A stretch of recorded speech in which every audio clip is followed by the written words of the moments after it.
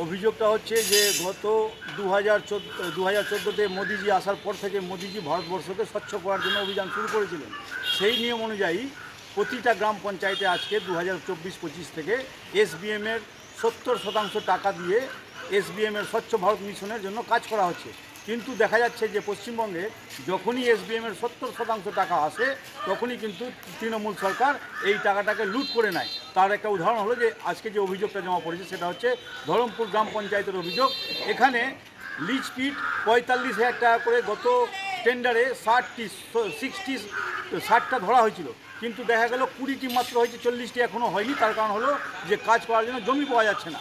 তারপরেও কিন্তু আবার পঞ্চায়েত প্রধান এনএসইএরা মিলে টিএমসি মিলে তারা 100টি আবার লিজ ফিট ধরছেন।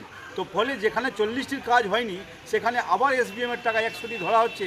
এর মানে হচ্ছে যে 70% যে টাকাটা সেন্ট্রাল গভর্নমেন্ট মোদিজি পাঠাচ্ছেন সেই টাকা লুট করার জন্য এই কাজটা করা হচ্ছে।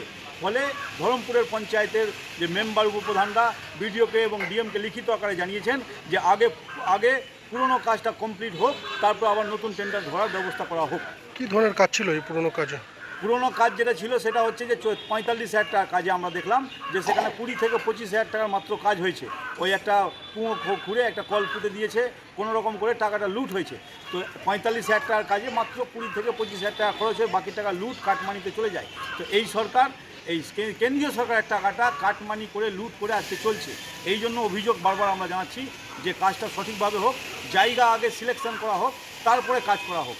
যে প্রধানের বিরুদ্ধে অভিযোগ তুলছেন সেই প্রধান তো কংগ্রেসের, তৃণমূল কীভাবে যুক্ত হবে? বর্তমানে কংগ্রেসের প্রধান থাকলেও তিনি টিএমসির সাথে মিশে গেছেন। বলে টিএমসি দলের থেকে যা নির্দেশ আসছে, যেভাবে কাটমানি খেতে বলা আছে সেইভাবে তিনি করছেন এবং অন্যান্য মেম্বারদের আপত্তি থাকা সত্ত্বেও জোর করে সমস্ত কাজগুলো করছেন।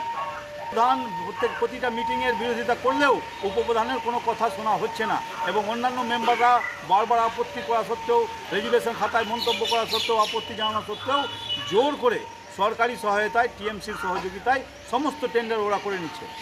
কী চাইছেন আপনারা? আমরা চাইছি যে টাকাটা এসছে 70% টাকা, সেই টাকাটার সদ্ব্যবহার করা হোক, সঠিক কাজে লাগুক। যেখানে লিজ পিটের দরকার আছে সেখানে করা হোক। আপনি জোর করে 100-200টা লিজ পিট করছেন আর আপনার কাছে জায়গা নাই, আপনি করতে পারছেন না, কেন করছেন? এই হচ্ছে আমাদের অভিযোগ। আমার নাম সুভাষ যাদব, মণ্ডল সভাপতি।